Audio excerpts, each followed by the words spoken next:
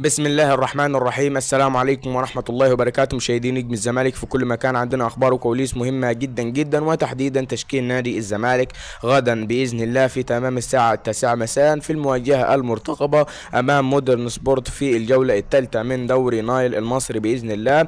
تشكيل نادي الزمالك هيضم اليوم في حراسة المرمى محمد صبحي، بما إن الراجل يانيك فيريرا مقتنع بإمكانيات محمد صبحي، ولكن نقدر نقول إن محمد صبحي عنده بطء شديد في الخروج بالكرة وبطء شديد في اخراج الكرات من قدم اللاعب. فنتمنى ان الراجل يشتغل في المباراة امام يعني مودرن سبورت بشيء من السرعة او بعض السرعة في اخراج الكرات. كمان هيكون في خط الدفاع كظهير ايمن لنادي الزمالك هيكون عمر جابر في هذه المباراة. نتمنى ان الراجل عمر جابر يبدأ في هذه المباراة انه يستعيد مستواه شيئا فشيئا، لان الراجل طبعا عنده عذر، لعب اكتر من موسم واكتر من ماتش واكتر من بطولة. يعني تقدر تقول ان عمر جابر هو اللاعب الوحيد الاساسي مع نادي الزمالك في كل المباريات في الموسم الماضي. يعني الراجل تقريبا ما غابش عن اي مباراة. الراجل تم استنهاكه بدنيا في الظهير الايمن والظهير الايسر وكل يعني مراكز الدفاع.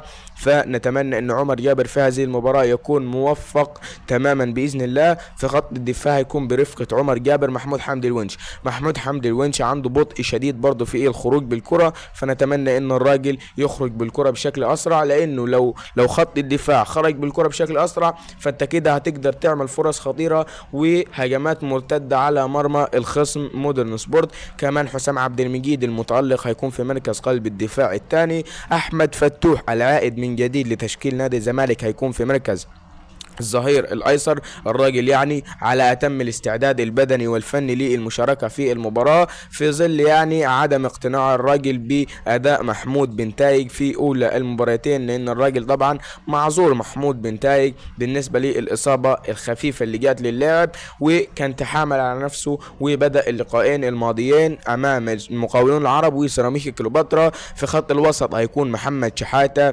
ومحمود جهاد. محمود جهاد هينزل في ظل غياب نبيل عماد دونجا الرجل المفضل في خط الوسط ليانيك فيريرا المدير الفني لنادي الزمالك.